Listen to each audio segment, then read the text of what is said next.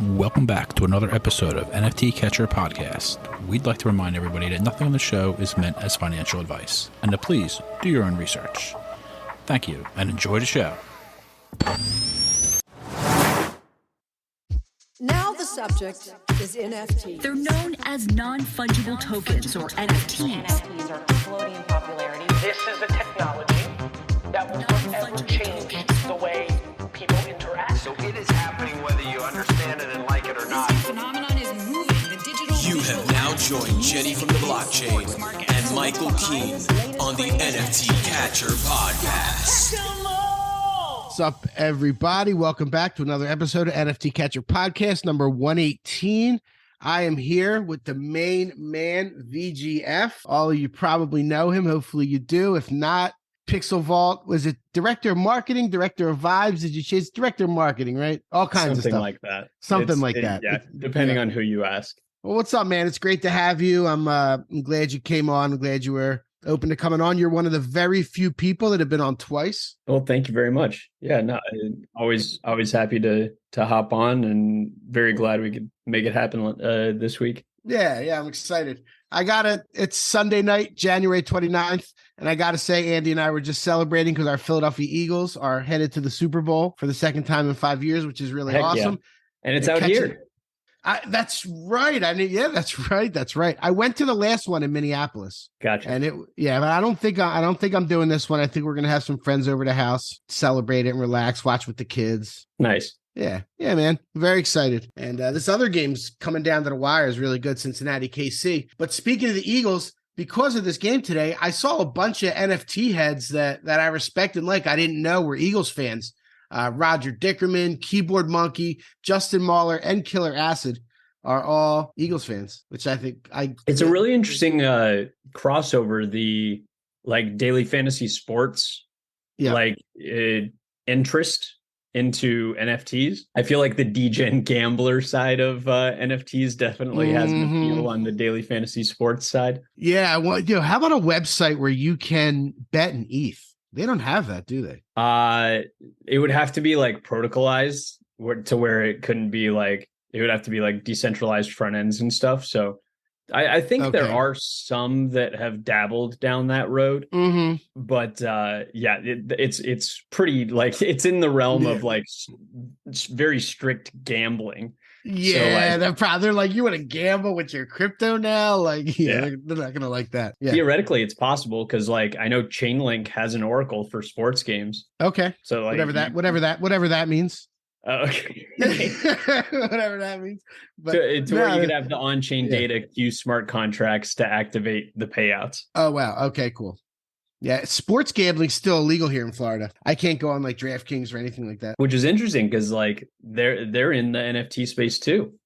Absolutely. We had Matt Kalish. We had on end of the year last year. It was really good. We talked a lot about the Rainmakers and everything they're doing.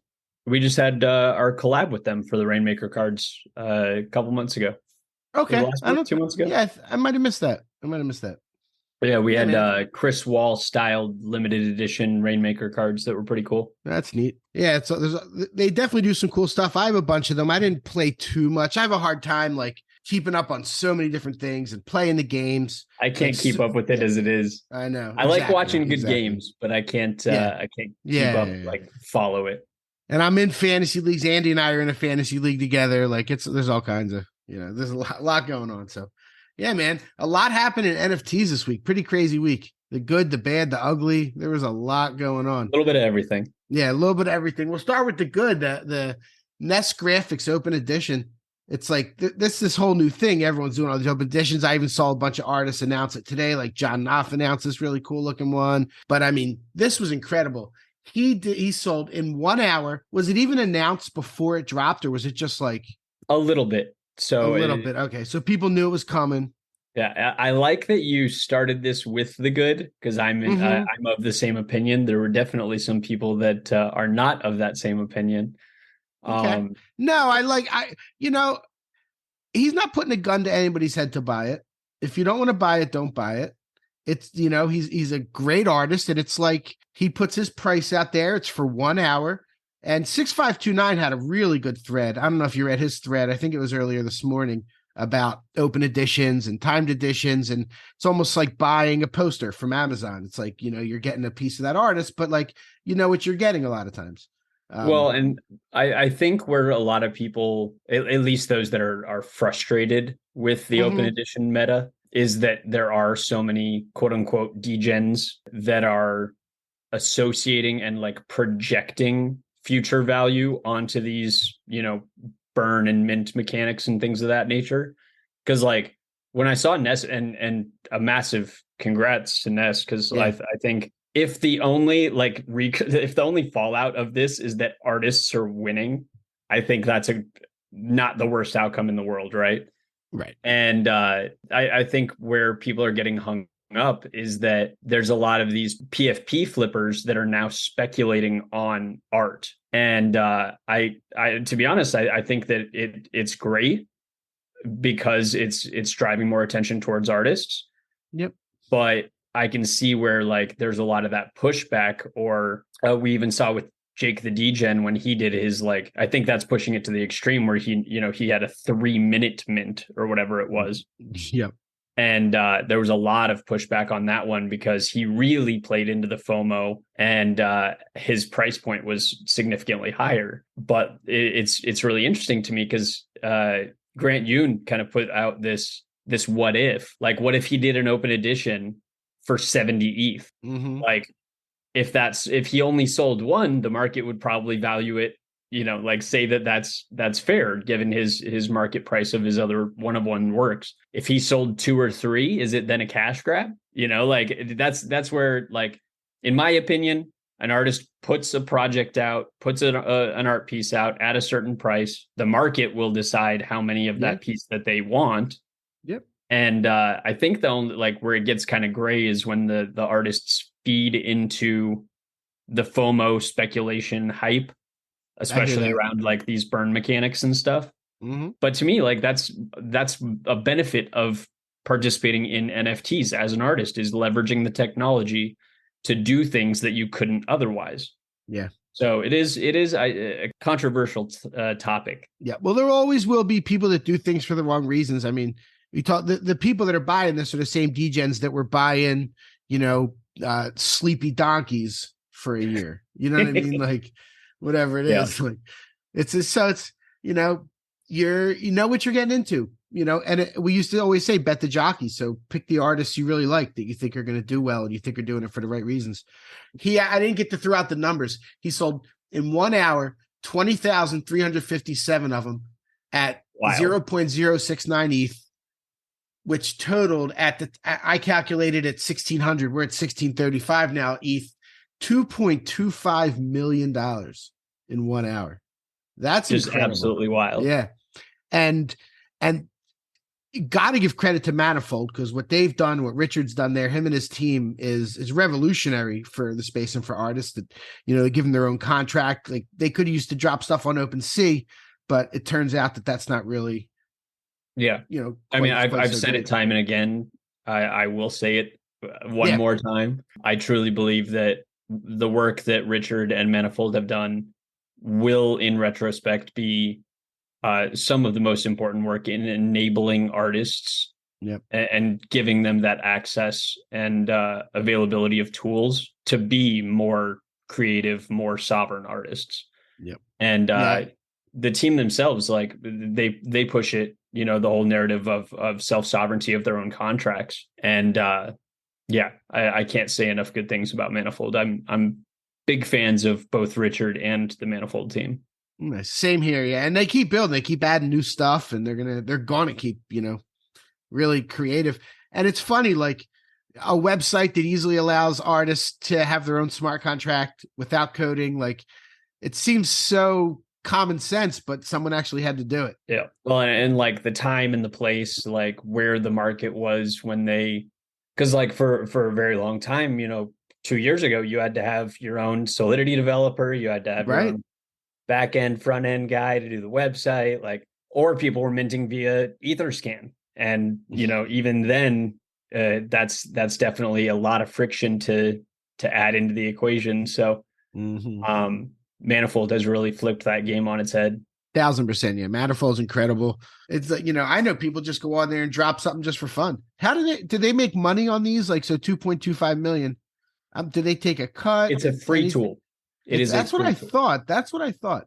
I know that Manifold has done some unique arrangements with artists that have needed, like custom stuff done. But by far and large, it is a free to use tool for independent artists to be able to have sovereign, low code, no code, smart contracts. Amazing. And to that point, like it's almost charitable what they do. I know it is a business, and I know that they do charge for certain things, but by far and large, what they've done has been as a free tool to artists. Yeah, that's incredible. You got to try and get someone from that team on here eventually. Definitely. That's what's up. So that was the good, really, really great art sales. Ness crushed it. I mean, that's so much money to make in an hour. Like, it's got to just be over the moon. Well, something to be said about that. Because, like, yes, that amount of money was sold of his work in an hour, but he put okay, so fair much, enough. Yep. He put so much time into those freaking pieces. It's incredible. Like, I think he has a couple of like video, like, or like work in progress type stuff that he's put out there before. The amount of detail that goes into his work is mind blowing. So for him to project out and say that, he's going to be doing this open edition and it's going to have a burn, he's got some bangers in store, and he's probably been working on this for weeks, if not months. No doubt. That's good perspective. So it's like, yes, it is. I think everyone would agree. It's a lot of money, a lot of ETH for an artist to earn in, an hour worth of sales, but it's something that's very likely been in the works for quite some time. Wow. No, that's good perspective. I appreciate that. And thanks for saying that and correcting me. He definitely didn't just bang it together and throw it out. Yeah. No doubt. So that was the bad.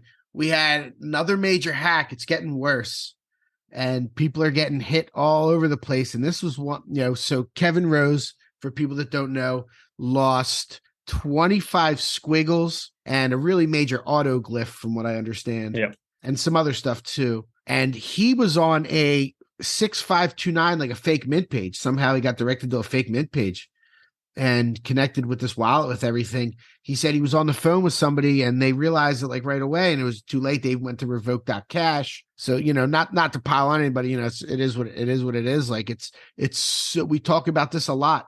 It's so tough and so scary. Like, I went through all my stuff, but like, even so, I'm like, I can't even imagine right now if I lost my ape and all my ETH, like that would be absolutely devastating.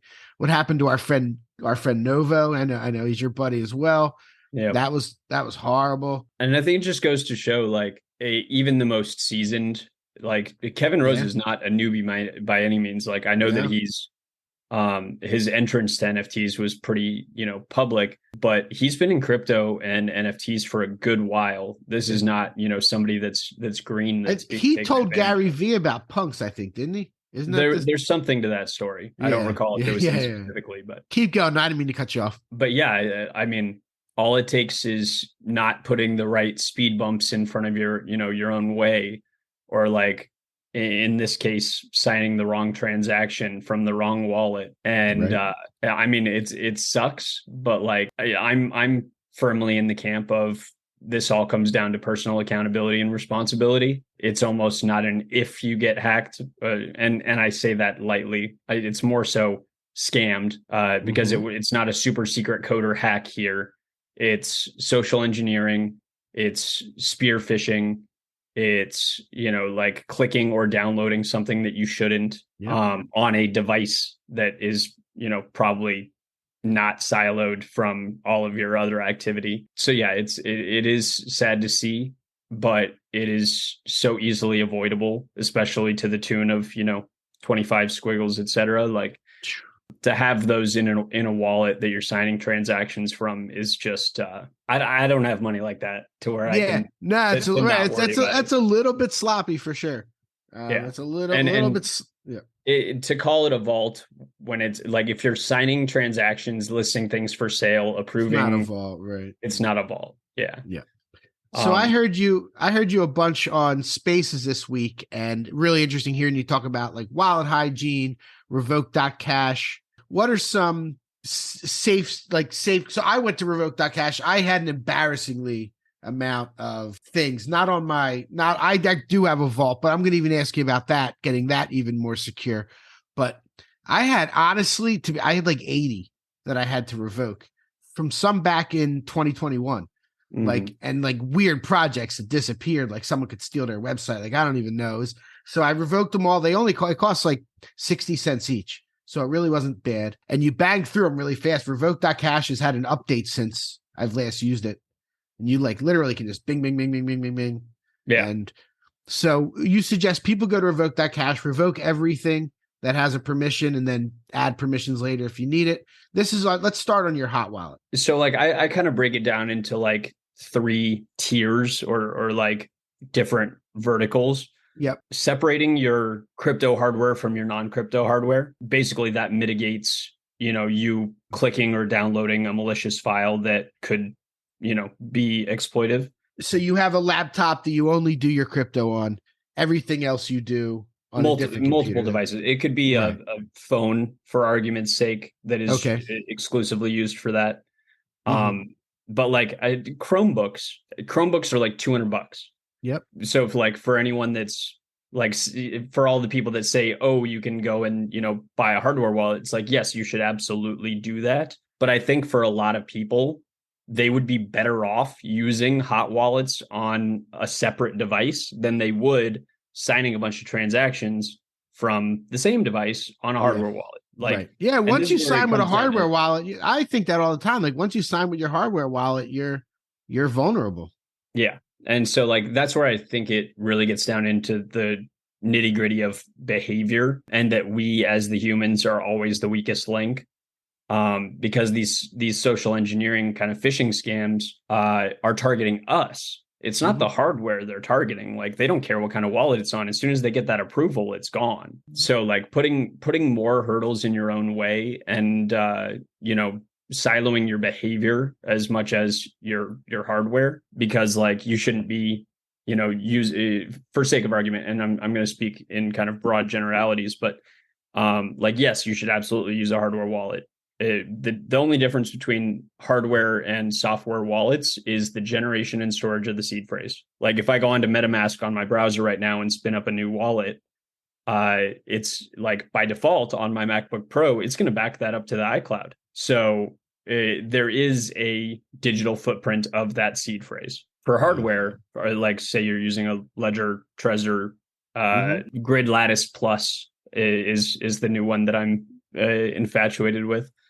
When you use the hardware to generate the private key, the seed phrase, there's no digital footprint of it ever, period. There's the physical, like when you write it down on paper, or if you store it via, metal, preferably put it somewhere safe. But like that is the benefit of hardware, is like the physical hurdle of like having to input that code onto the device itself, and no digital footprint. It should never touch your keyboard, your monitor, ever, full stop, period, or it's, compromised to a certain degree. The other thing I'd say is having, a separate crypto only device, whether that's a phone or a Chromebook or an old laptop, because then this goes to, like, we saw the case of NFT God, where don't click on Google ads, right? It's and where he clicked on a promoted ad for what he thought was OBS. Turns out that file contained malware. He had compromised his hardware device by loading it into MetaMask natively. So he actually took his seed phrase and entered it into MetaMask, which then gave that seed phrase a digital footprint. When he downloaded the malware, it scans his device, finds that seed phrase, and he's done, wiped out. Wow. So that's one of those things where, like, it's not any one of these things in particular.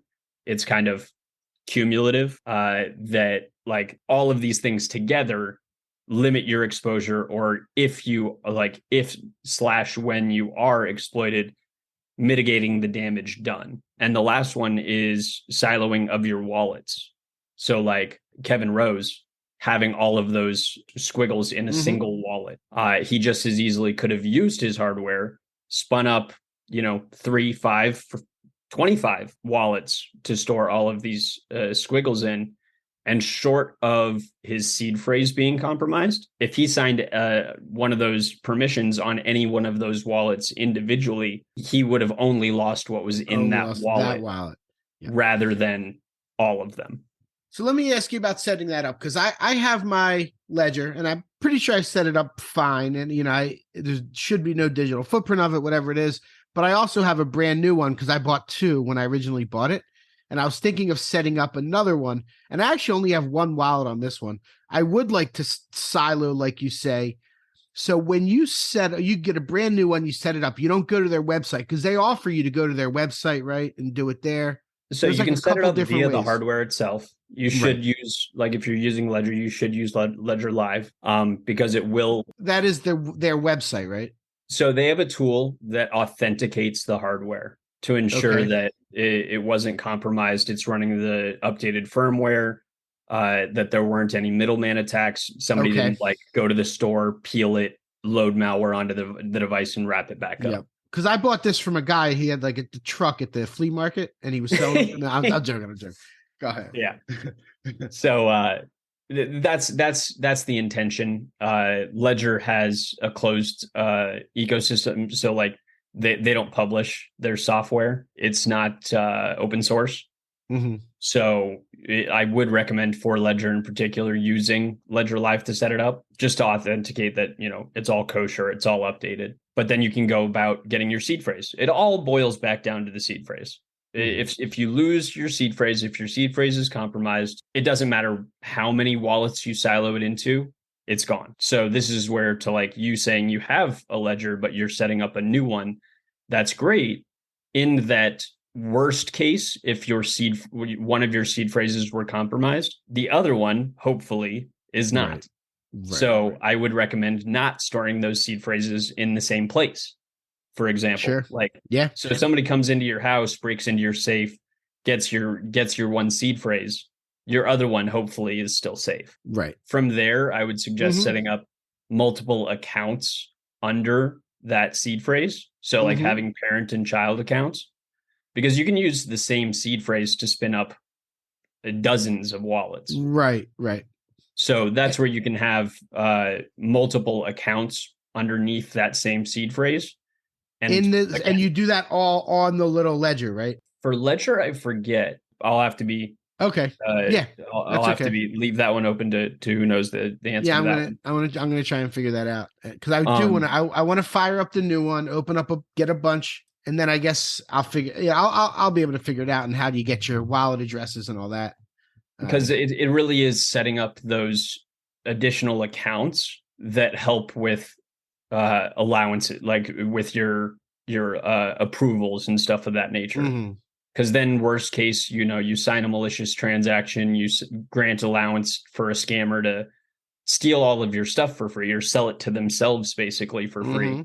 And worst case, you're losing only what is in that wallet. And that's where I would say having, your degen minting wallet, your trading wallet, and a vault. Yeah. A vault is only a vault. If it only sends back and forth to other wallets, it should have no approvals, no permissions. Well, when you want to send from your vault, you need to type that seed phrase in somewhere to send, right? No, just from your device. You connect via Ledger Live and connect through MetaMask. MetaMask is basically just the portal, the browser. You don't have to enter your seed phrase into MetaMask in that case? No, you do not. Okay. If you have entered your seed phrase into MetaMask from your hardware, that seed phrase is now to some degree compromised. That's what happened to NFT God. That's okay. That's a really good piece of advice, because a lot of people do have they enter it into MetaMask so you can connect and use it.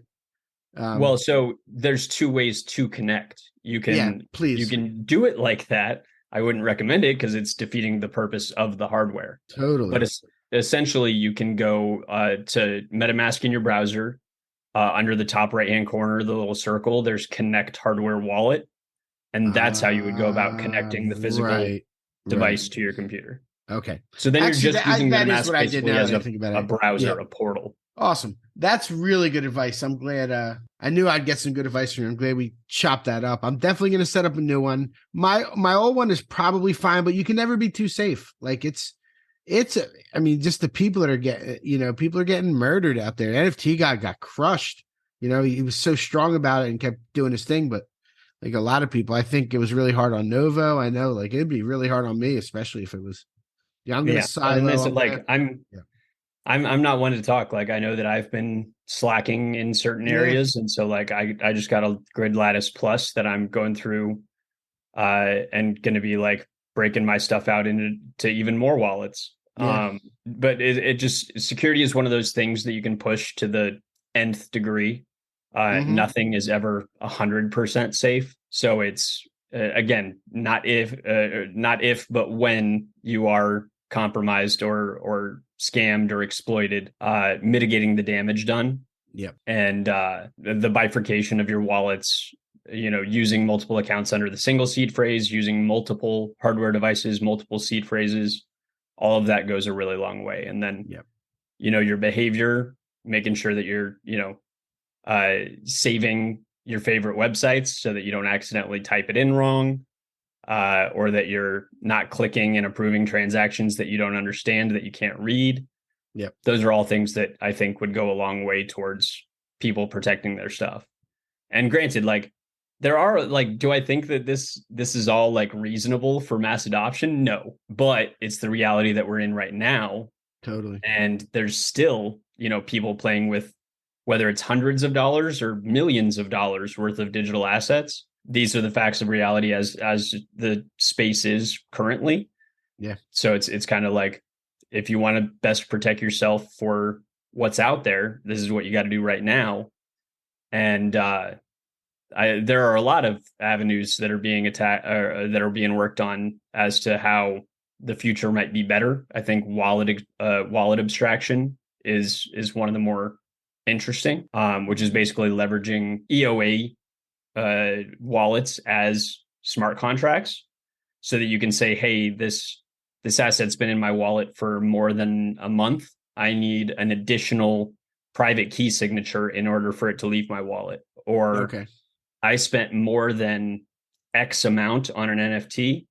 I'm going to need to meet this, and this parameters in order for it to then be moved out of my wallet. So that's where it gets really interesting, because then it's like you get over or it solves for a lot of those like UI UX issues.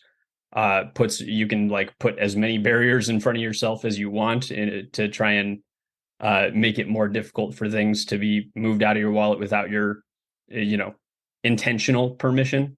Yep. And so like there's a lot of angles that you can come at it from, but I don't think this is any one of these things is a silver bullet. It's kind of do as many or as little as it takes so that you can sleep soundly at night.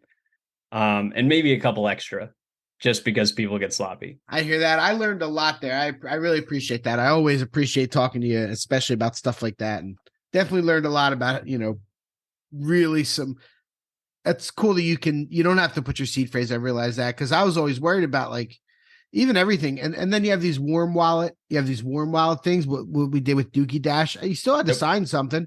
I still was scared signing. And it's just moving the trust, right? Yeah. Like you trust Yuga Labs, you're granting approval to it to then basically give allowance to another wallet so that you're not having to like connect to another site via your hardware. Right. I think that's great. I do think that there are more experiments in that area of like delegation and things of that sort are great, but it's a stopgap. It's a convenience thing, and I think that it does go a long way towards peace of mind. Yeah, but it's not a solve. It's not a long-term solution. Let's move on to some of the other happenings this week. That was really good convo. I think people are going to take a lot out of that. I know I did. You probably saw the Porsche NFT drop. Yeah. That was pretty wild. Like they typical 0.911, of course. They tried to sell 7,000 of them.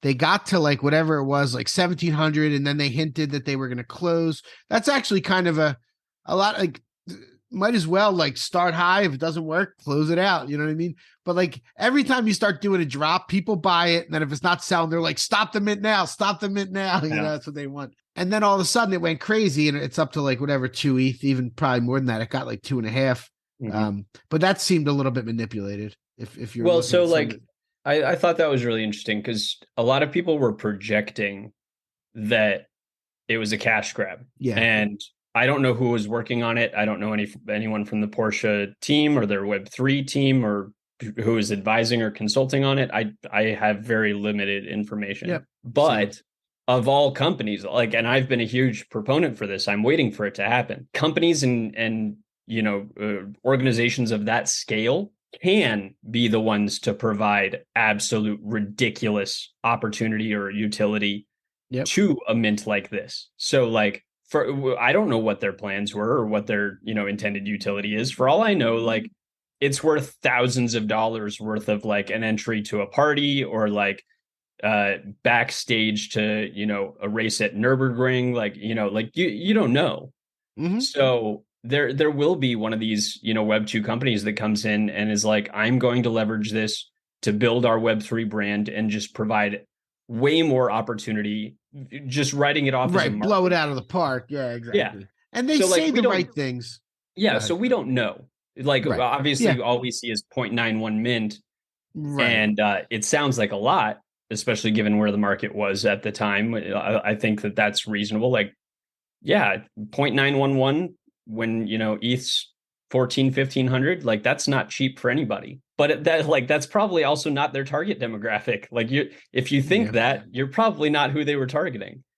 But that's also something kind of strange because to me, thinking that there were, you know, 7,000 whatever native Web3 participants that were willing to spend 0.911 on a mint just because it's Porsche, I think that was bold. And turned out to not be the case. Right. They cut the supply, and then you had all the speculators run it up. But there was actually somebody said there was a recently created wallet that was funded with 110 ETH that bought a bunch of them. I don't know if you saw that. Idea. There was some. Yeah, I don't know. I guess I don't know really what happened there. One thing that I don't like about that, if I like these companies, they create an alternate Twitter. And they don't tweet anything about it from the main one. It's almost like they're a little bit scared. Like if they would if they would have played it from their main one, like we're giving out this digital collectible, here's what you're going to get with it. Like, I don't know. But that's where I think that's where I said specifically, like they targeted it to a Web3 native audience. They did. Yeah. If they would have targeted it to, you know, all Porsche owners, you know, or promoted it through their official Porsche Twitter. That's right. Exactly. Then it could have been a very different story. Like, or if they had a separate collection that anyone that owns a Porsche and has registered their car with the manufacturer, you know, whatever, could go and claim this Porsche NFT. That's what car companies should do. Very different story. Yeah. Because then you're like, then you're targeting owners of your car. Right. And so like, that's where I think it was a little wishy-washy and maybe could have been approached differently. But overall, like I'm hesitant to judge before they've been allowed the opportunity to show what they've got. Yeah, I mean, it's, you know, I know what happens. I know why they don't, because like if Porsche put out, hey, we're selling an NFT, 90% of the comments, they'd be getting lambasted. You know how that goes. Like you have to eat that. You have to like be proud. If you're proud of what you're doing, put it out there. And the people on Twitter, they're going to be like, oh, it's a scam. NFT is a fucking scam. Like, that's what happens anytime a celebrity says something about NFTs or a real business. Like, they do get pretty smashed. Well, and so, like, this was one of the things that I thought Reddit did exceptionally well was they, like, obviously they went a whole different branding route of, you know, calling them digital collectibles, using them on Polygon, you know, an ETH sidechain, minted for free if you had a certain, you know, karma, you know, score. So it was interesting to see that evolution because a whole bunch of people were like, what the heck? I don't want these things. Get this crap out of here. You know, these NFT scams and all this stuff. And then a lot of those same people, once they had them, were like, oh, look at all this stuff we can do with our at Reddit digital collectibles. Right. They're so much better than these NFTs. And you had a whole bunch of people that were converted. And it was, so then it's like, okay, so you don't have an issue with the technology. You have an issue with the application of that technology. And I think that's reasonable. Like there are a lot of scams in Web3 and NFTs. There are a lot of people that are, malicious and exploitive and extractive, but that's the application of the tech, not intrinsic to the technology itself. So the way that Reddit did it, I think was not only clever, but like particularly well targeted to their existing audience. Yeah, they did incredible. That's for sure. And then the people found out they're worth money, actually. And they were like, oh. And then a bunch of those people that minted them for free realized that they were worth a couple $100 or a couple grand. Right. Yeah. That's how you win a lot of people over pretty quick. Yeah, and they had really good artists there. They did that was really cool how that went down. And it was funny, like it just took over Twitter one day, and then like it just blew it up, then the Web3 people got a hold of it, exactly, and it went crazy. Exactly. That's pretty funny. New shiny thing over here. Yep. Yeah. I'm glad you brought up Reddit. No, that was really well done, and like what Starbucks is doing is really cool with their rewards program. I haven't delved into it, but I've kind of been like watching from afar. Yeah, no, it's pretty cool. It's that company Forum 3, which is Adam Brotman, Bunch, who's part of it. I don't know if you know those guys. Yep. But yeah.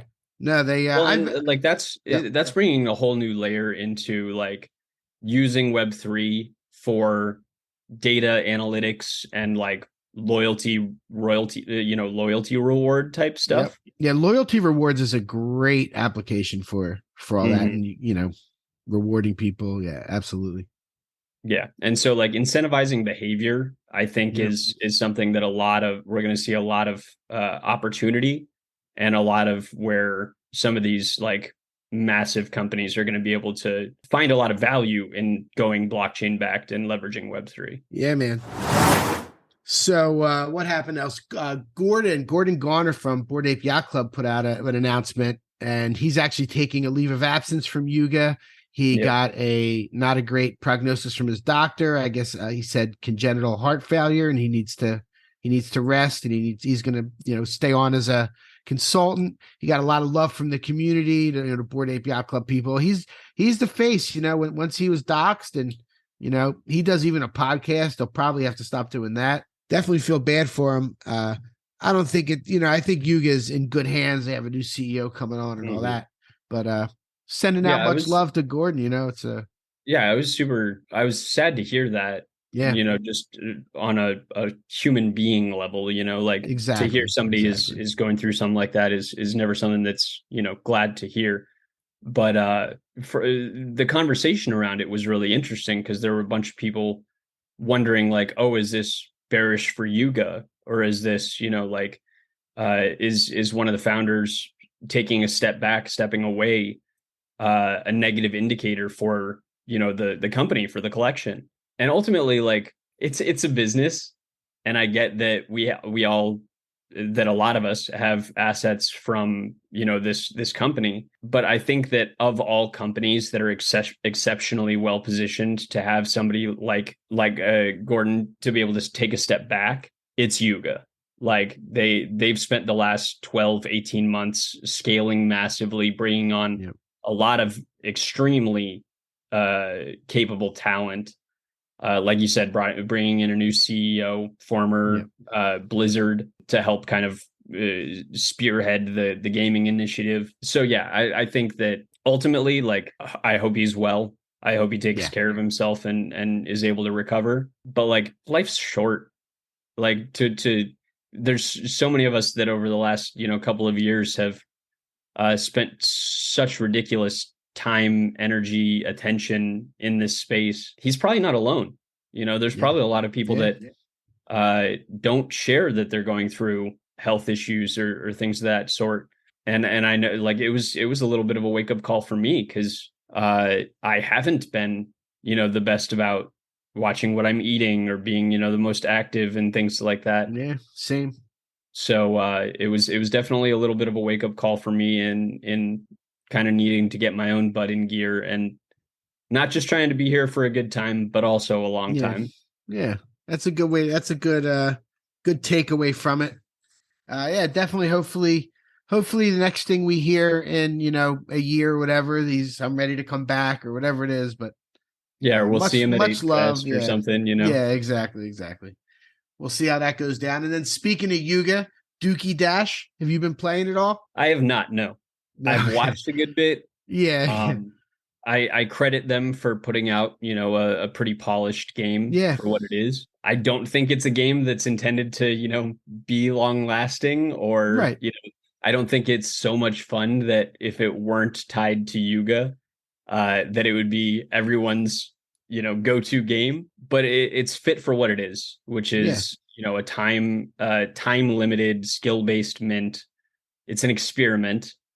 It's something that if it weren't attached to Yuga, I don't think would be getting near as much attention as it is. But because it is, it's a great thing for the entire space. Like the success of DookeyDash and bringing in, like some of these esports athletes and stuff like that we've seen taking cracks at getting that high score. I think that all bodes well.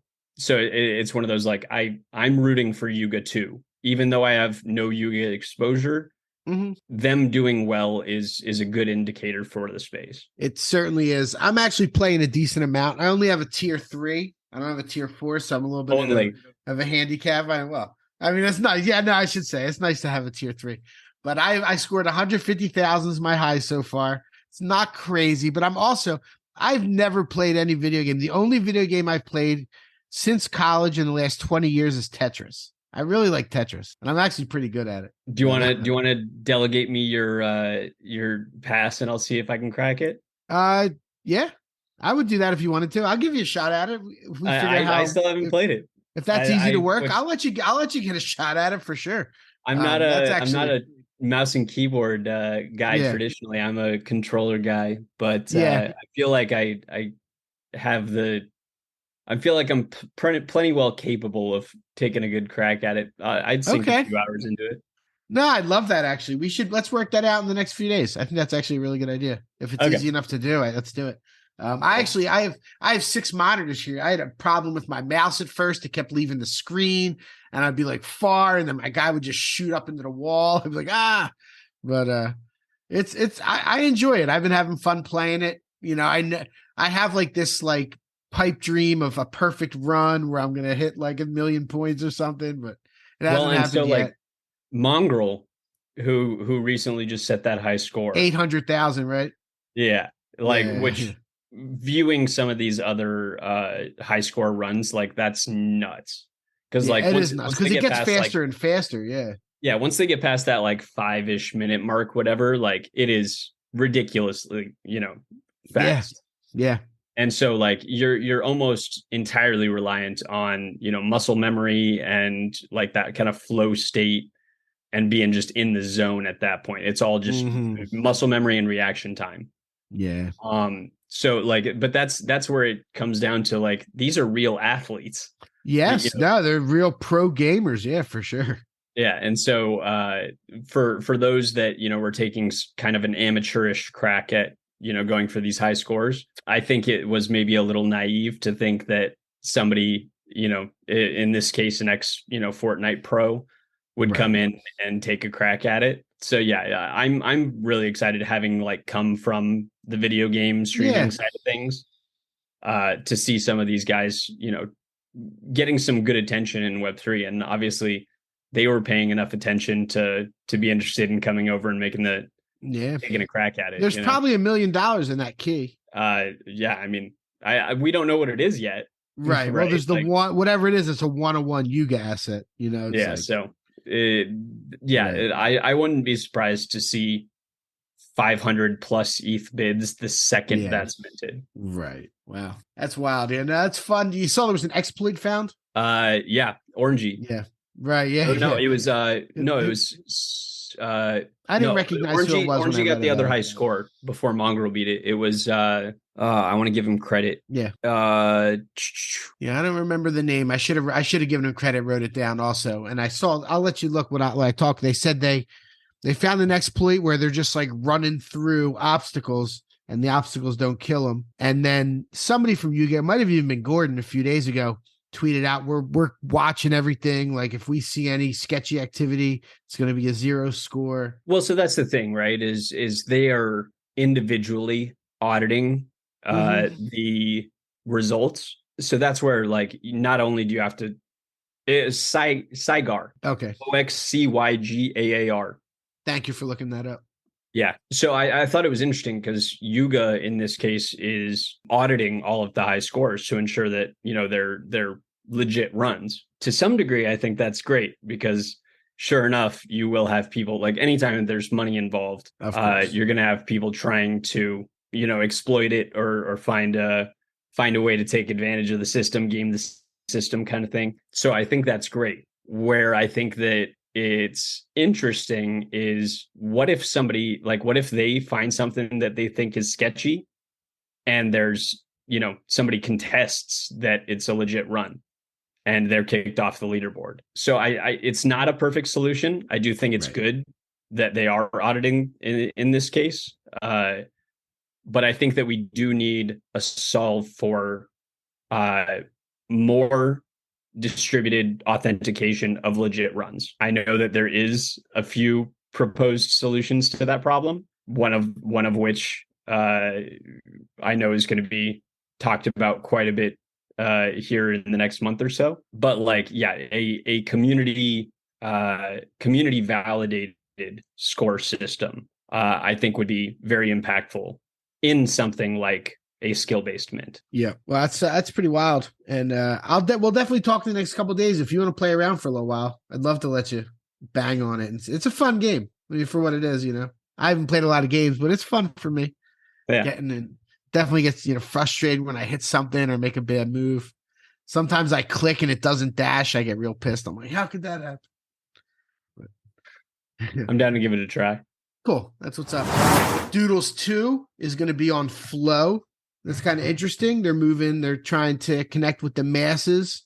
It's going to be kind of customizable. It sounds like it's going to be not open edition per se, but pretty unlimited. I think they're just going to be selling as many as they can or even giving them away or however they decide to distribute. They want people to have them. Yeah. And so this is another really interesting, I look at it as an experiment. It's a big swing, right? Mm-hmm. They're taking a pretty massive effort towards taking a different approach at appealing to the masses. And I think unanimously or almost unanimously, people would say that Flow has a superior onboarding custody solution. Like it's far superior to having anyone, go the route of having to take down their own seed phrase and custody their own MetaMask, and exactly. Yeah, it's just not viable for the masses yet. So I think that the move to Flow it was contentious. There was definitely some pretty high profile, loud voices saying that it's maybe not as great of a thing as they were projecting it to be. But I got to give the Doodles team credit. Like they are certainly, going up to bat and swinging for the fences. Yep. And at the very least, I got to respect them for that. Do I think that Flow is the end all be all for anything, quote unquote Web3, like heavy emphasis air quotes, because it is a very centralized ecosystem? Mm-hmm. No, I don't. But given the use case, I think it's if they can leverage that and do something similar to what Top Shots did, 2 years ago. There was a lot of people that were onboarded to Top Shots and eventually moved to more decentralized platforms, i.e. ETH. 1,000%. There's so many people. Yeah, myself and Andy included. Literally, there was an entire generation of NFT enthusiasts that were onboarded via Top Shot and went over to Ethereum.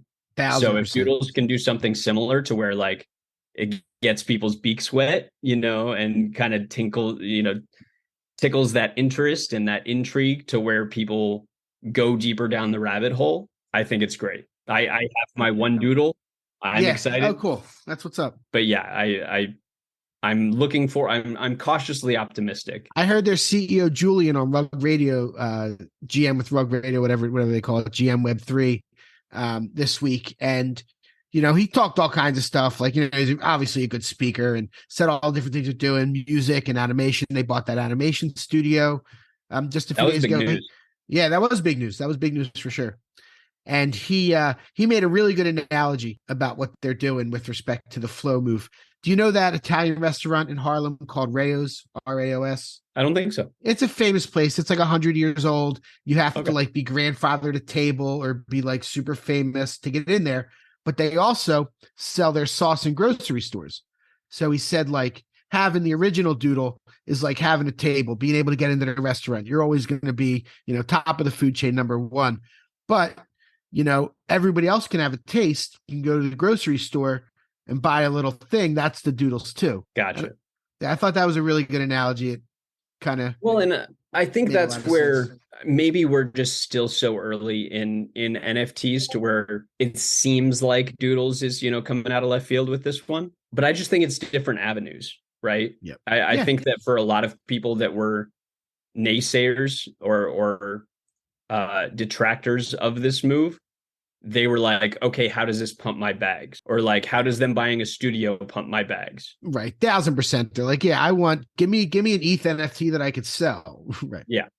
And so I can appreciate that. Mm-hmm. But you said it earlier, like, pick your jockey. If you're already in and see the vision for what it is that they're doing, which is, in my opinion, a broader media play, I think it's certainly an interesting approach, and yeah, I'm looking forward to it. Again, I think that them succeed, like others, succeeding doesn't take away from anyone else's opportunity to succeed. Totally. I'm hoping, for their success. Yep. And Live Nation's going to Flow also for their tickets. Oh wow. Yeah, they announced that a few months ago. Kind of quiet. I don't think I saw that. Yeah. Live Nation's using Flow. That's pretty nuts. Yeah, one of the guys who is consulting for them was one of the original Dapper people. So that's one of the reasons they're doing that. Like the crypto. Their biz dev team is killing it. Yeah. It's like between Flow and Polygon. They're right. Exactly. Those are the two that, Starbucks is using Polygon, Reddit's using Polygon. I think Disney's invested in Polygon. Like Polygon's on like their like fast track program or whatever. I forget what the program's called, but it's not that's not the program. It is something like that. Yeah, for sure. Yeah, it's like their incubator or whatever. Right.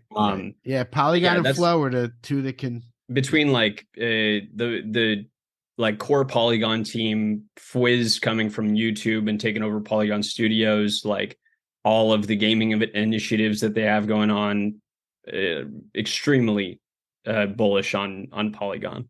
Yeah, no doubt, Polygon for sure. But both of them, obviously, you can't put something like that people need to constantly transact on ETH, because if gas goes back to 200, people are gonna be like, "What the fuck?" They're not gonna be able to. And that's where it's fit for the use case, right?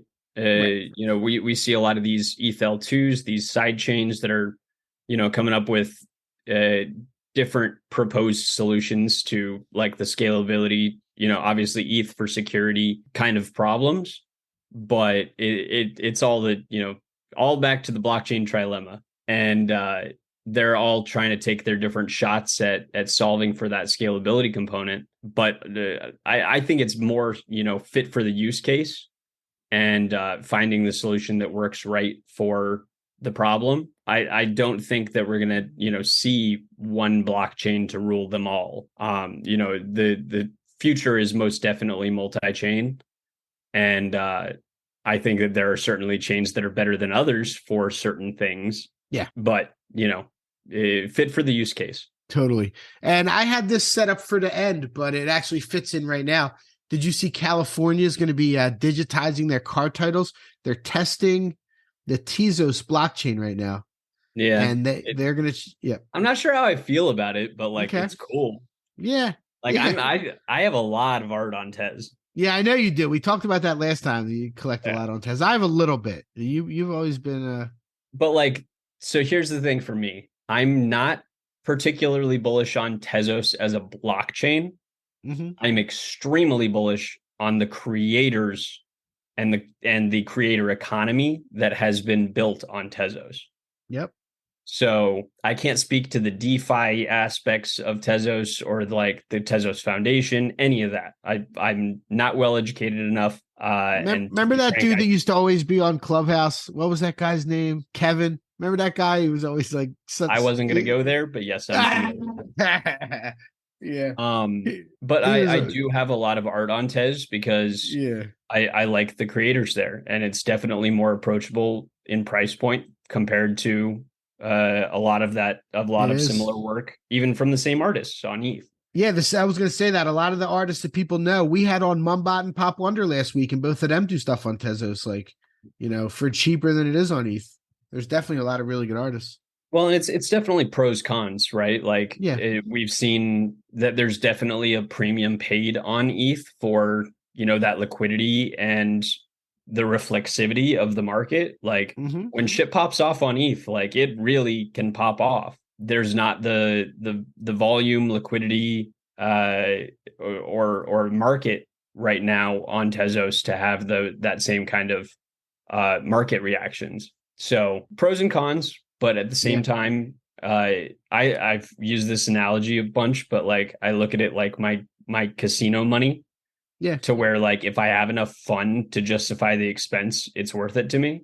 And the fact that I'm like able to support creators, and even if it all goes to zero, which I don't think it will, or that it all will, then I still have a picture that I like at the end of the day. Like totally. That's win-win. That's probably going to pay off pretty big one day. All those artists, all that art you've been collecting, and you know who to collect. Like you're not just like randomly just like buying whatever. You know what I mean? I mean a little bit of both. Yeah, I do collect. My Tez wallet definitely has a bunch of nonsense in it too, but I am pretty proud of some of the stuff that I hold there. That's what's up. That's cool. That's good to know. So let me circle back to gaming. I want to hear your take. We've talked about it before. We've been talking about it for a year and a half, more than that. What's Web3 gaming? What's coming? What's really going to hit? What makes sense for Web3 gaming? So I boil Web3 gaming down to sovereign ownership of digital assets. Like to me, when that clicked, that's what drove me into the NFT space. Like it didn't, all of this speculation aside, I think that is a fundamental value add to gaming, is the players being able to sovereignly own their in-game items or, allowance of access to those games, which I think that's a largely overlooked part of NFTs as a technology. Is right now, a lot of people perceive NFTs as only in-game items, but using like the analogy of the disc, right? One of the primary monetization methods for game developers was, putting out games to play. You buy a $60 disc, and when you were done with that disc, you could take it to GameStop or lend it to your neighbor or, whatever, get fair market value for whatever that game is when you were done playing with it or when you moved on. You can't do that with a digital download.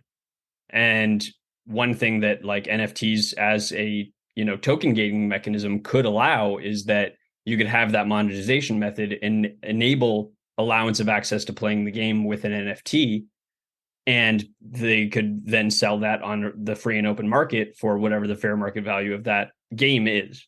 I think gaming is so broad that we've only scratched the surface of where Web3 gaming is going to go.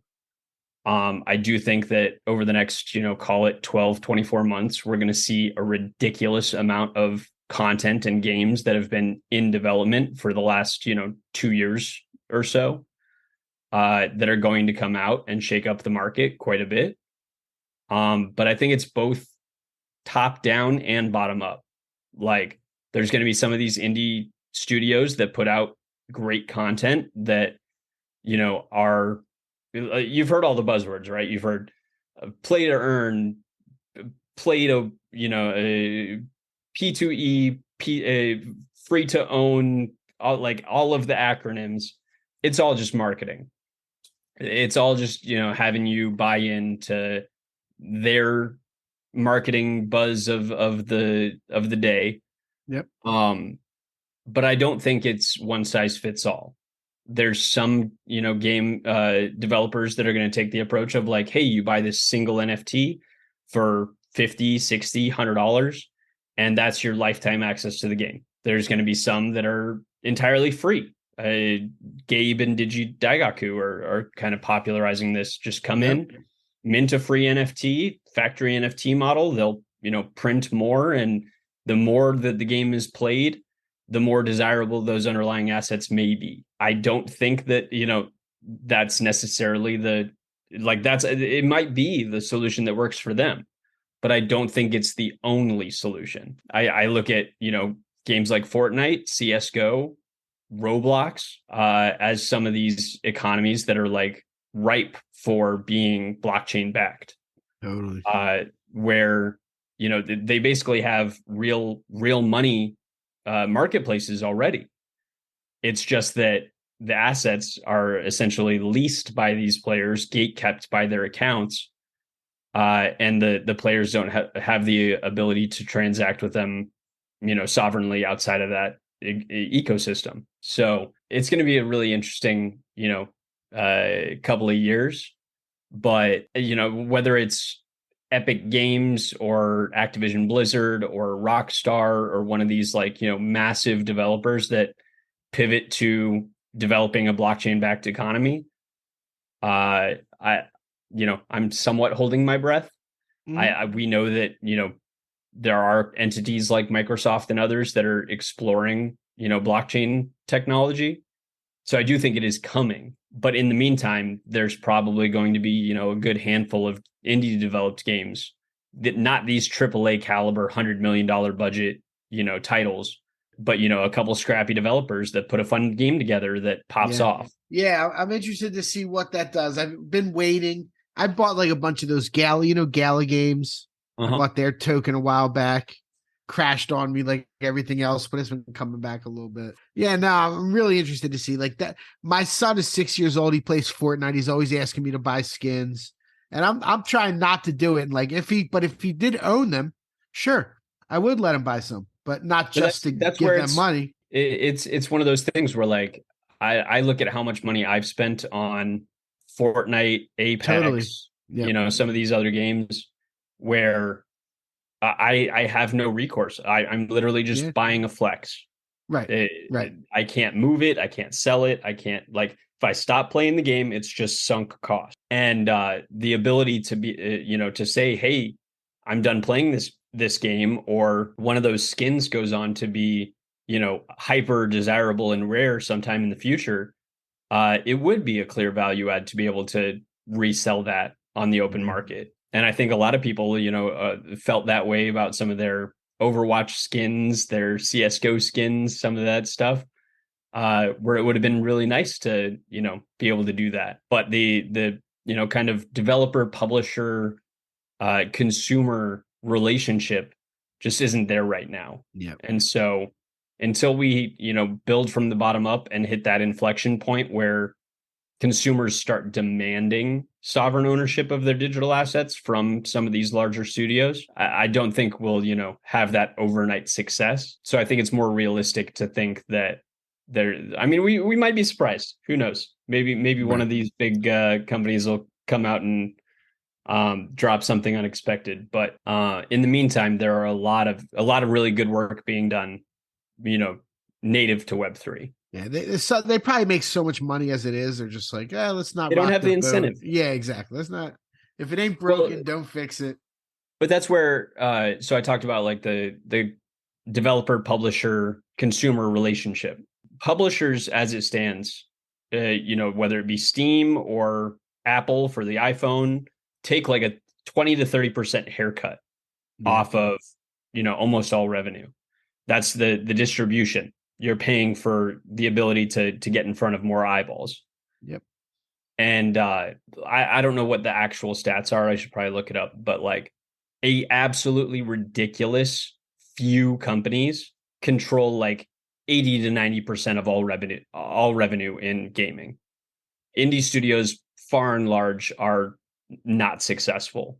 Mm-hmm. And so I think more equitable revenue streams and aligning of incentives from developer to consumer is in everyone's best interest. Like if a small scrappy studio can put together an awesome fun game and find some of that like product market fit and go and raise, a couple $100,000 from an initial token sale and have that runway for a couple of years, I think that's just as good of a use case as the next million 100 million player game. Nice. Yeah, it's going to be fun to watch it play out. I really love your perspective. Sometimes you even talk over my head, but I love hearing what you have to say. And it's gaming it's such a big, giant, multi-billion-dollar industry that, I mean, eventually it is, like you said, there's going to be a company that comes out and says, like, a lot of them are building quietly. They don't want to say they're doing it now. A lot of the gamers even say that they don't want NFTs, which is kind of crazy. Well, I think a lot of that, it's a combination of misinformation, like friction and stigma around existing monetization methods. You look at how extractive the like loot box model was. This transition from like traditional gaming towards free to play and like microtransactions and all of that stuff. It's all remnants and kind of like residual hesitancy to trust developers. They look at NFTs as like, oh, it's just their new way of pulling more money out of us. Again, I think that's application of the tech, not intrinsic to the tech. And so are there some that like may have tried to tie it to NFTs in order to make more money? Probably. Yeah. I mean, like they're a business. They have to be profitable. They have to make money. Do I think that it's necessarily at the expense of the user? No. I think that there are fundamental layers of blockchain and NFTs that are value adds to the user, to the player. But a lot of that is like, we saw all the environmental arguments that are now, kind of been addressed with the Ethereum switch to proof of stake and a lot of that. Yeah. We heard the arguments of like, oh, they stole all our GPUs because all of the GPUs were being bought up by crypto miners. And there was actually some truth to that. There was like a GPU shortage for a good while because crypto was buying them all up. But like, a lot of these different avenues have been addressed. And so I think a lot of it's really lowering of friction for onboarding, whether it be via custodial wallets or at the like blockchain level, going, improving UI UX and things of that nature for self-custody. Again, wallet abstraction, making it more accessible and safe and protected for everyday users. And then fiat on-ramps, being able to, spend, just plop your credit card in and be able to buy, whatever it is that you're looking for. I think addressing a lot of those problems will go a long way towards bringing down some of those barriers for the more hesitant traditional gamer. Most gamers don't care. Right. They just want to play a good game. I think they're going to love to own their stuff when they finally can, because they're going to want to get into games early and get like the unique early skins or weapons or whatever it is and own that stuff. Like, I don't know. I think eventually they'll see that. Yeah. But initially they're just going to want to get in and play a game. Right. And then down the road, the game has to be good. Right. Yeah. And then down the road, when they're like, oh, snap, I played that game. It's popping off. It's huge and, popular now. Oh, maybe that, that stuff that I, played early on is worth something now. Like, that's fucking awesome. I think that's definitely the route that we're going to see. It won't be the first or only time. It's going to happen more and more. Yep. Cool. Let's get into Pixel Vault a little bit. We haven't talked about Pixel Vault at all. I'm still collecting. I still have stuff. I claimed my Inhabitants Dot. I think I needed a Mint Pass 2 to claim my dot. I think I only had one, and I got my dot. And I've been seeing the people are like evolving theirs, and they're at like level 3, level 4. Can I do that with mine, or did I need more assets? So the dots are exponentially deflationary. So what you have with the tier 1 dot, the Evo 1. Yep. That's just 1 Mint Pass 2 for 1 Evo 1. It's in a what's called a creche. It's basically like creche. It stands for like a cradle, but it assigns all your traits. If you want the like kind of cute dot, then you do need to get another Mint Pass 2 or another dot, to burn for it. And so as it goes up these Evos, these evolutions, it gets exponentially more costly in fragments, whether it be Mint Pass 2s or other dots to cannibalize to be able to evolve them. So we've had a lot of these questions around, what tier do I need to get to? Because there's 6 of them. And so not everyone's going to make it to Evo 6, and that's okay. It's kind of designed to be that way. But it introduces this really interesting community curation dynamic to where what dots are more desirable or more aesthetic it's not based on, statistical rarity. It's more so based on community curation and what dots end up being burned to evolve other dots. And so like the example I use is like there may be a trait at Evo 2 that is not super desirable, and so it's as a result it's burned disproportionately often. Gotcha. And then at the next Evo it's super badass.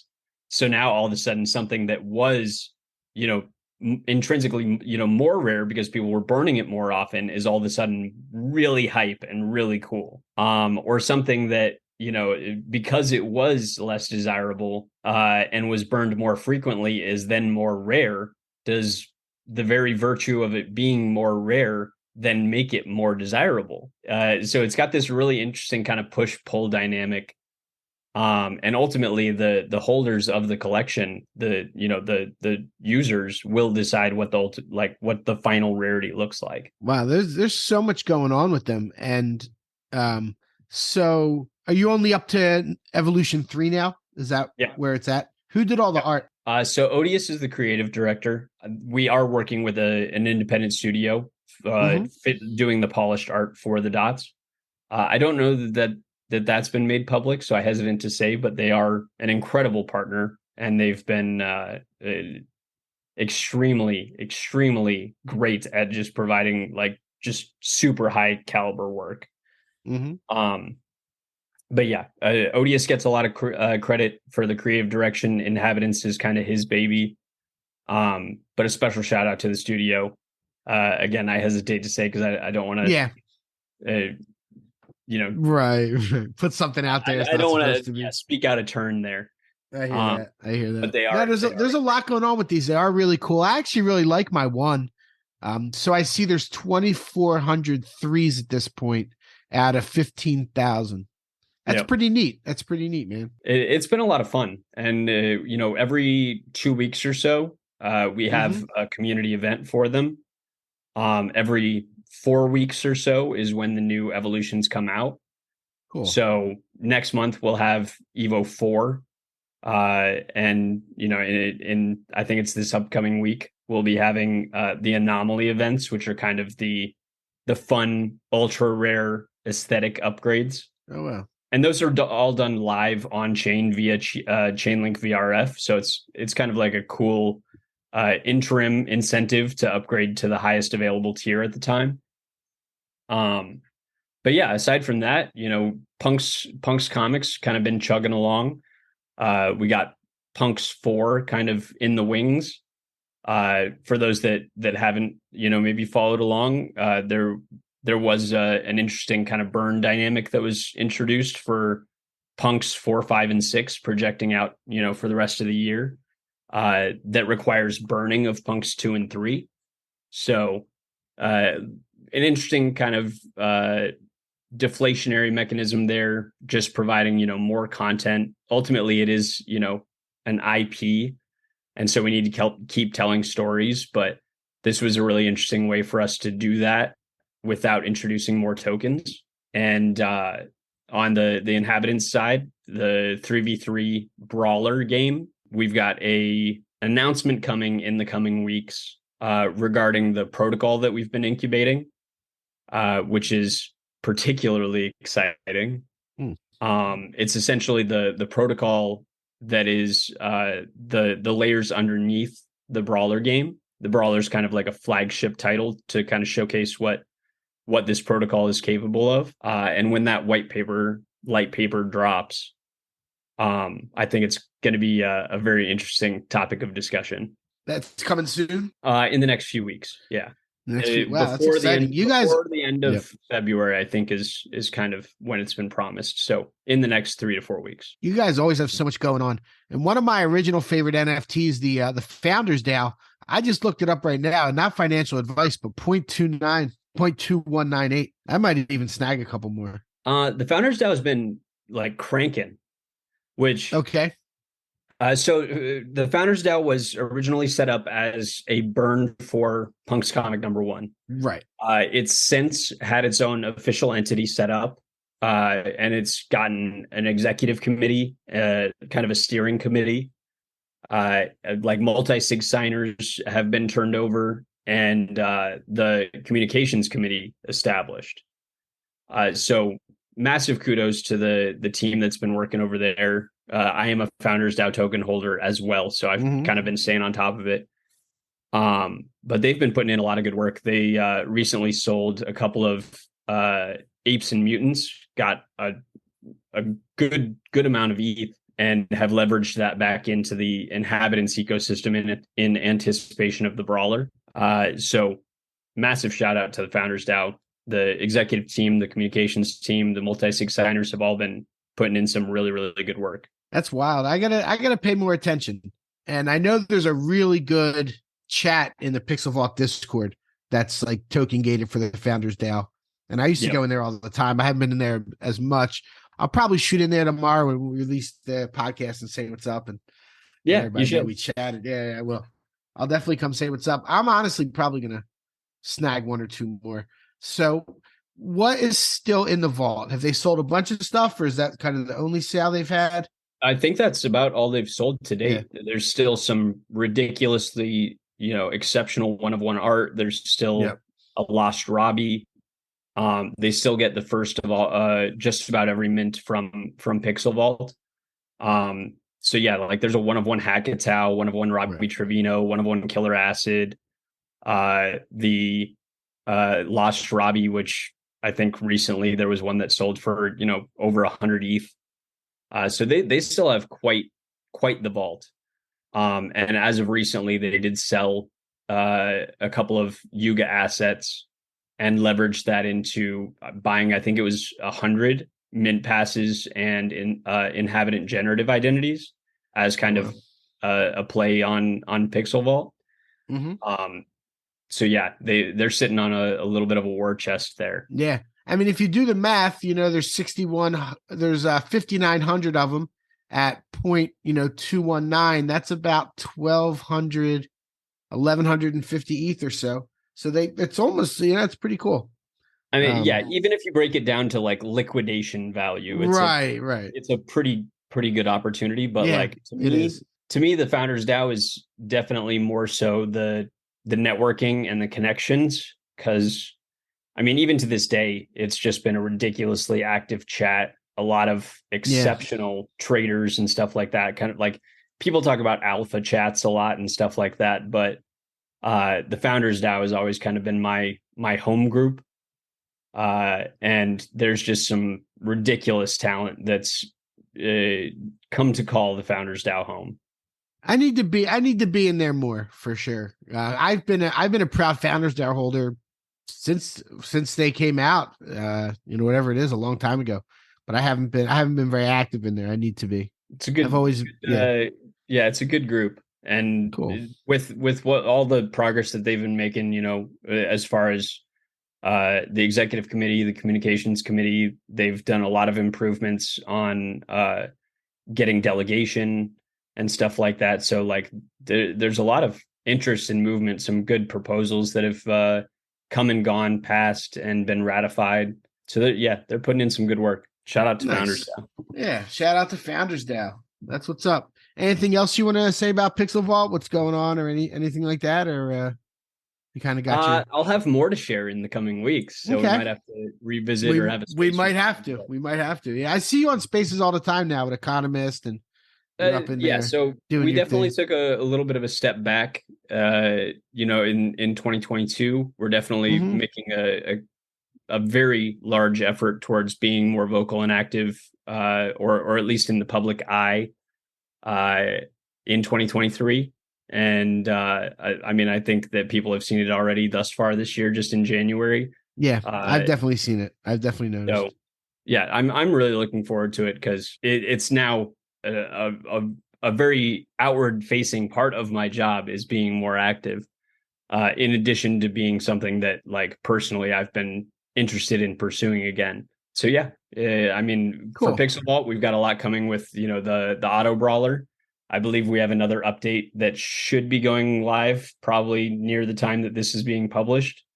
Kind of our devlog style state of, where things are at in development of the game.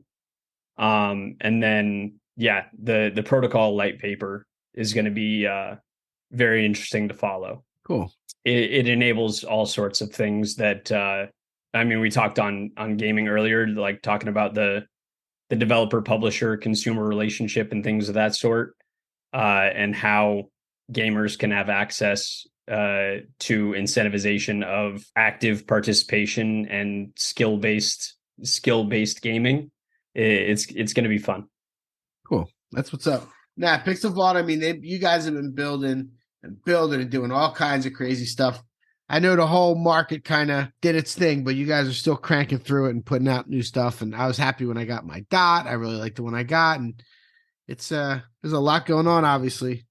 Yep. A lot going on. And clearing up, there's been a lot of our community that has said, what's going on with this, or we've seen a lot of, faces that may have taken a step away that are, starting to come back.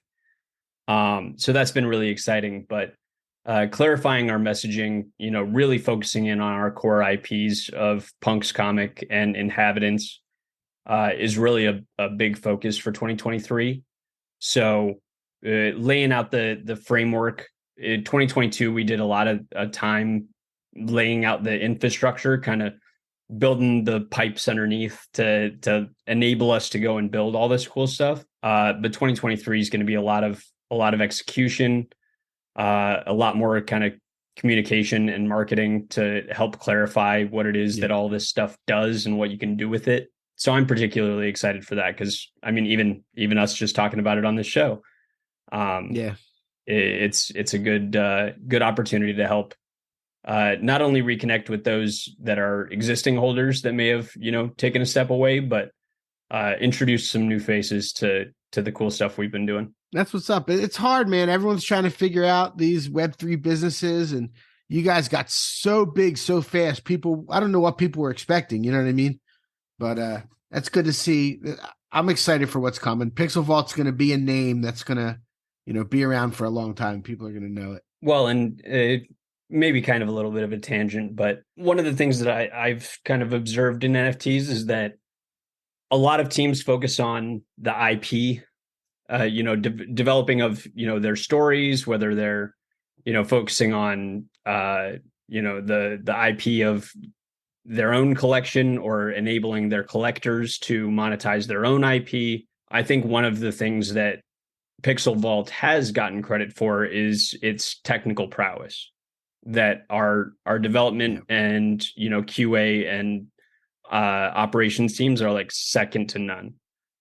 The development of the Mint Pass, the Punk's Comic 2 Mint with, the on-chain kind of raffle system, like kind of almost that sneakerhead style queue system, leveraging of Chainlink VRF for verifiable on-chain randomness and things of that nature.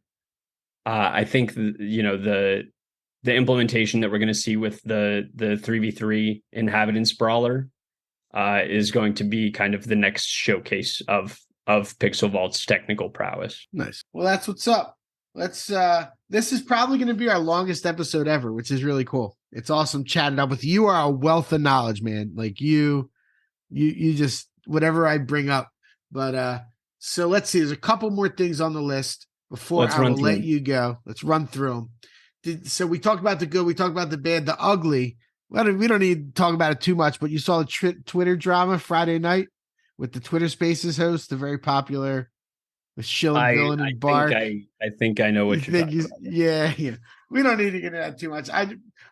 It cracks me up. I wasn't like, for entertainment, I was listening to Alex almost every day. I talked about it a bunch on this. Like, it got pretty interesting for a while. Then it got kind of the same old thing over and over again.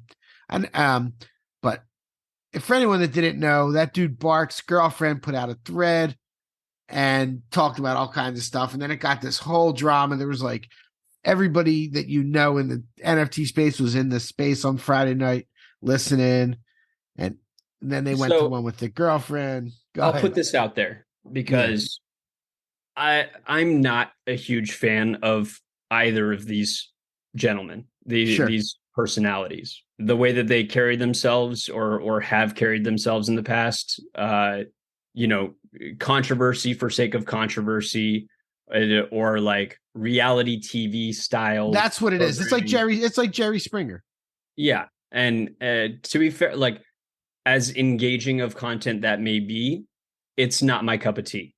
I can recognize that they have a talent for it, that they have a particular style that is really engaging and entertaining to a lot of people.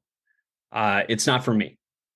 So I'll put that out there that I'm not a huge fan of either of those individuals, but I don't think that and everything in Web3 needs to be, up for public scrutiny. That I wish they would have been able to resolve some of this privately without it becoming, the talk of NFT Twitter.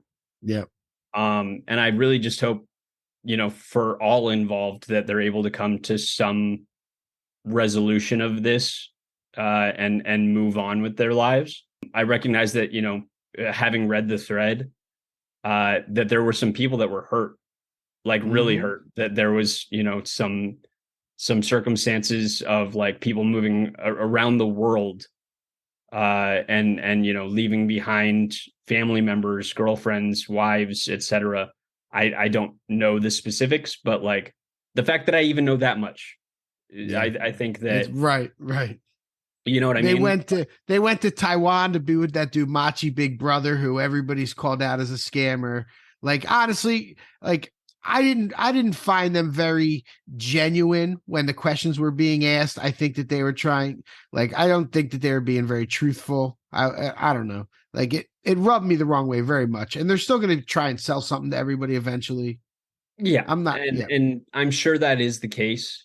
But at the same time, if it were anyone else, like if this were Gordon and his girlfriend, or like if this were Zagabond and somebody else, or you know what I'm saying? Like, would you be shocked if it was Zagabond?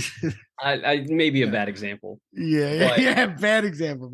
But just putting it into perspective, that if this was anyone but two of the more controversial personalities in Web3, I don't think it would have been received and spread like wildfire like it did. Right. And the other side of it is like, a lot of people were arguing that they put this upon themselves. And again, I think that I'm firmly in the kind of camp of personal accountability and responsibility for your own actions, but I don't know that your dirty laundry needs to be aired on Twitter. I wish that they would have, maybe resolved it before it came to the point that she felt the need to publish something like that. But obviously it did get to a point where she felt that she needed to kind of put it out there to be known. It's just not a great look all the way around. No, it wasn't. I found some of like D's was roasting them.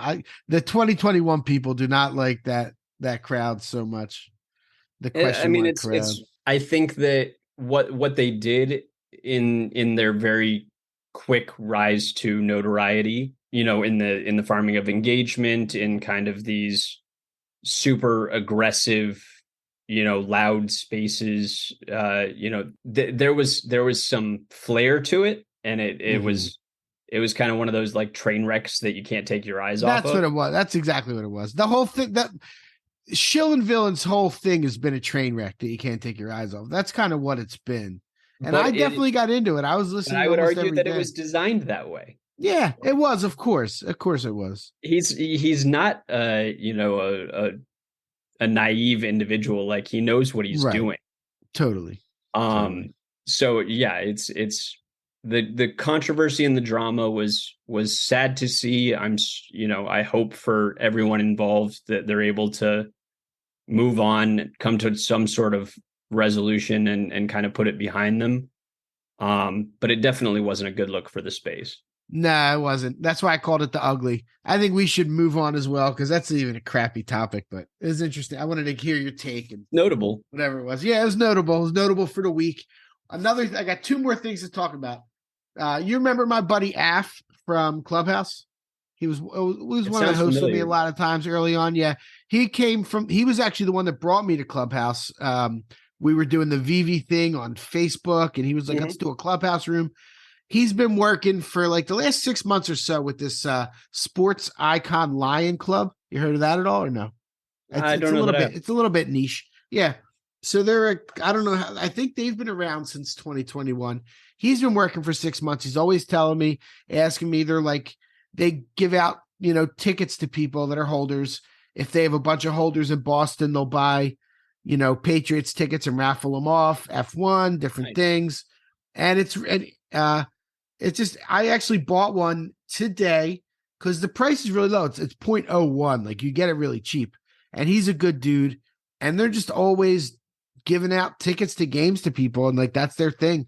And they have a marketing budget for it. And, it's not easy to be a project that the floor goes down, the volume gets low, and you keep doing your thing. So I just wanted to give a shout out. I love Af. He showed me a really good time in NFT London. We hung out with Q, and I was with Af. Q, obviously, one of my favorite people in the world. Q's amazing. Just to your point, I'm bullish on, some of those smaller independent projects. Yeah.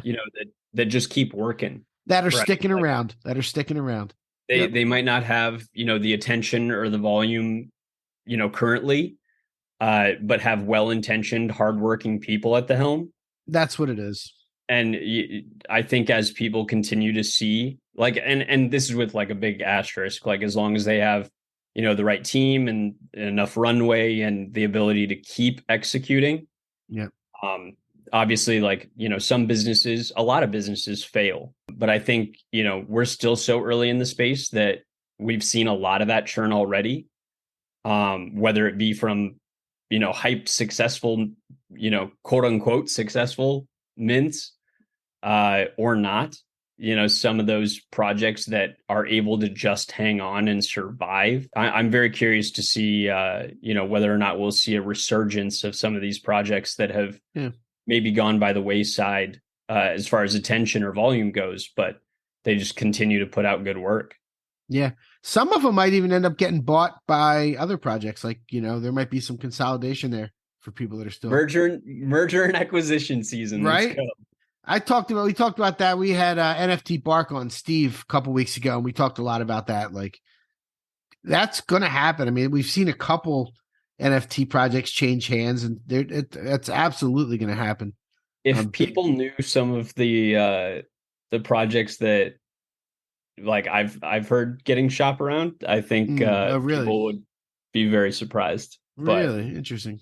Not necessarily like, for sake of concern of, the team or the project or whether or not they're successful or not, but like, I think some projects are coming to that point of realization where, it may have been, a great idea, a great artist, a great, developer, maybe a good community built around it. But to scale beyond a certain point, you either need outside assistance. You need to bring in a new CEO. You need to be acquired to have the budget or the runway to keep doing what you're doing, whatever the cases may be. But it is an interesting shakeup. Yeah, we'll see how that plays out. There's definitely going to be things like that happening. The last piece of news I had on here is, is the conventional wisdom that Sartoshi is back now? This RIP Satoshi account? Apparently, I know. Yeah. But they're saying that they're going to give. When End of Sartoshi happened, I was kind of a vocal opponent. I didn't like how that went down. I mean, we talk about cash grabs, like that felt like straight up cash grab, but I know it was like performance art and nobody had to buy it. To their credit, it was exactly what they said it was. Yeah, facts. I mean, facts for sure. But like, yeah, to have your kind of ride off into the sunset and then come back from the dead to do another mint. Granted, the mint is supposedly a free claim to the open edition holders and all that stuff. Right. So the new one is going to be it's a 20,000 piece PFP where the 16,000 holders of the 16,000, End of Sartoshi tokens will get a free one for sure. So like, I'm trying to give some leeway there. Yeah. But yeah, it is. I hesitate to like project one way or the other on it because it's kind of like a big question mark looming in the air of like, well, okay, like maybe it'll leave again. Maybe they do a couple thousand maybe volume he just and drops then leave another again. projects and disappears again. Who knows? Right. Yeah. So it's but it is intriguing. Yeah. I hope that they redeem because I didn't love how End of Sartoshi went down. So hopefully they do redeem it and it comes something really cool. And that would be nice. Mean, as far as the memes went, like 2021, Sartoshi was definitely crushing it. And MFers was awesome. That had a great aesthetic, and it's still doing well. MFers actually has a great community, still doing well. Well, so here's a question for you. Yeah. Is Sartoshi returning bullish or bearish on MFers? It's gotta be bullish, I would assume. You think? I mean, the price hasn't changed since he left. So, like, because it was like, did the price move when he came back? The price on the End of Sartoshi doubled, went from like 0.5 to 0.1. Oh, naturally, right. I think MFers has been really steady. Speaking of steady, I almost put MFers in like a similar, like mental group as like cryptodes, which I'm actually wearing my cryptodes hat right now. Sure. Yeah. But like sentimentally, but yeah, so I almost think of MFers similarly to like cryptodes. I almost group them in that same bucket as kind of this, Web3 native project, kind of like it sits aside from what I would consider to be like most PFPs. And the fact that they're pretty much solely community run at this point.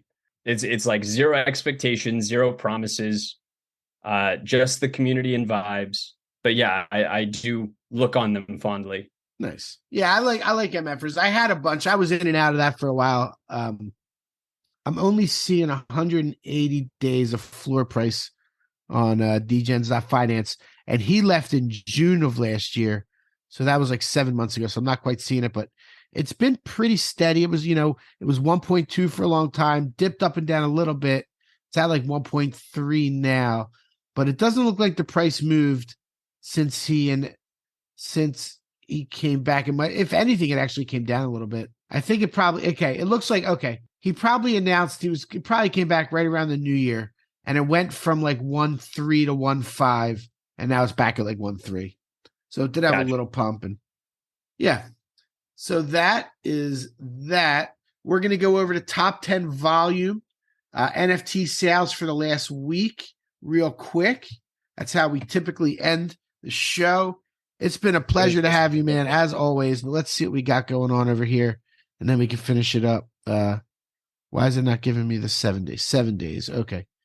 NFT collection rankings by sales volume over 7 days. And there's something wrong with it because Sewer Pass is not on there, and that should be number 1. So Crypto Slam does not have it right. I'm not sure why. But They have Mutant Apes as number 1, did 22 million. Bored Apes number 2 did 18. The Kennel Club did number 3 at 13 million. Yuga always crushing it. Azuki, we talked about Zagabond. Jenny's favorite project is number 4 at 10 million. Other D number 5. Tongue in cheek there. Yeah, a little bit. I always say that. Well, neither of us like it. Like I don't like that. I don't like how that went down either. I'm not a fan. But you can't argue with their success. They're at like 15 ETH. I mean, absolutely crushing it. Regardless of how you may feel about Zagabond individually, right? It's hard to deny Azuki's strength in marketing and branding.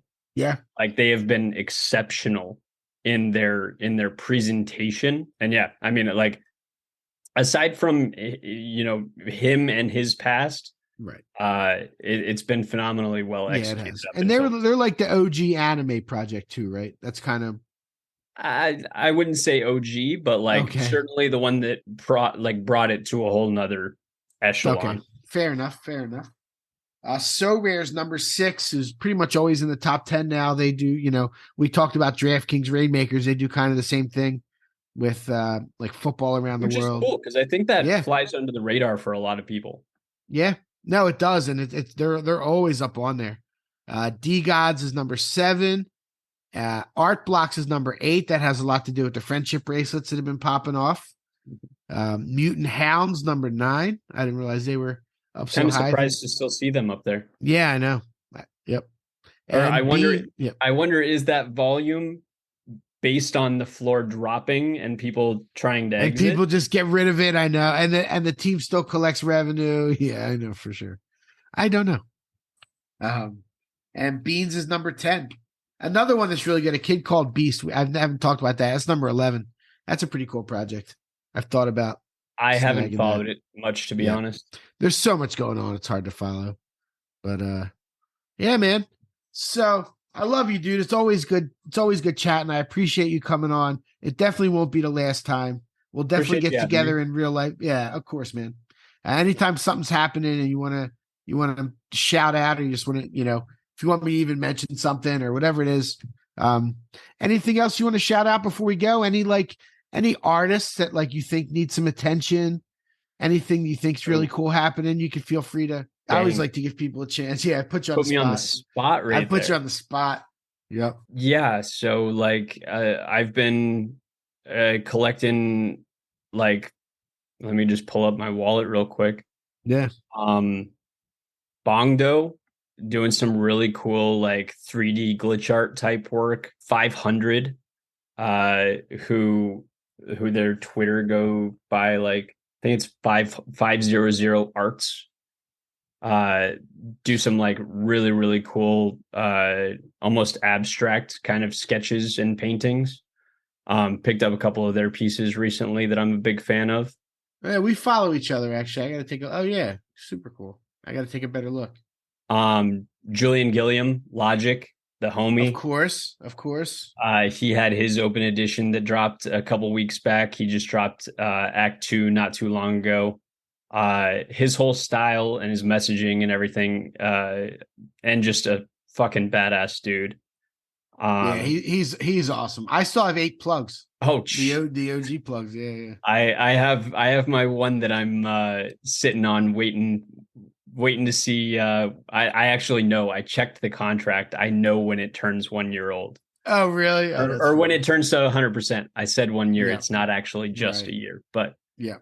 They're over a year now. I see this was created October 2021. Yeah. So I actually have a date set on my phone when mine is supposed to turn to 100%. Awesome. That's awesome. But yeah, other than that, I've kind of just had my head down. Been collecting some stuff on Tez, but my ETH stuff's mostly been, close to home, close to work. So no doubt. Well, that's cool. Those are some good shout outs. Hopefully people will check them out. What was the first one? You said Bongdo? Bongdo. Bongdo. Yeah. Bongdoe, I believe. Yep. That's he does some Bongdoe. Follow. Yeah. He does some like really wicked, kind of like 3D glitch art type stuff. Yes, totally. And I believe he did an open edition recently as well that had, like a burn into a bunch of different pieces. But I mean, especially his 3D stuff, I'm just like aesthetically drawn to. It was interesting because I actually pulled him up on Tezos, and on Tezos he has a bunch of his earlier work that's like very different styles.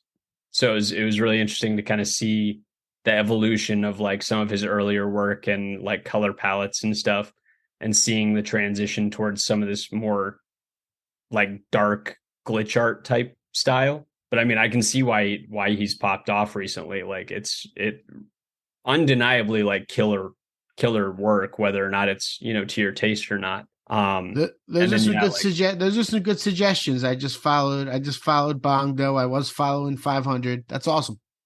Yeah. That's what I'm looking for. Picked up a couple of 500s like editions recently. I bought one of their one of ones. I think it was on Foundation. Some of their pieces just like really speak to me as pieces that like I would want to hang in my home. So kind of cool stuff. Yeah. Love it, man. Well, that's going to be it. We went for almost 2 hours, bro. That's pretty good. That's pretty good. Jennifer would have ended the show like an hour ago. She'd have been like, all right, I don't want to take any more time. I mean, like, I feel like that's every time I hop on with you. We just chatted up. Catch up as much as we used to, or just shoot the shit. So it's good to hop on and talk with you guys. I appreciate it. 100%, man. So this will come out tomorrow. I'm excited for everybody to hear it. I think people are going to love this one. Great talking to you again, everybody. Thank you for listening. We'll see you on the next one. Peace.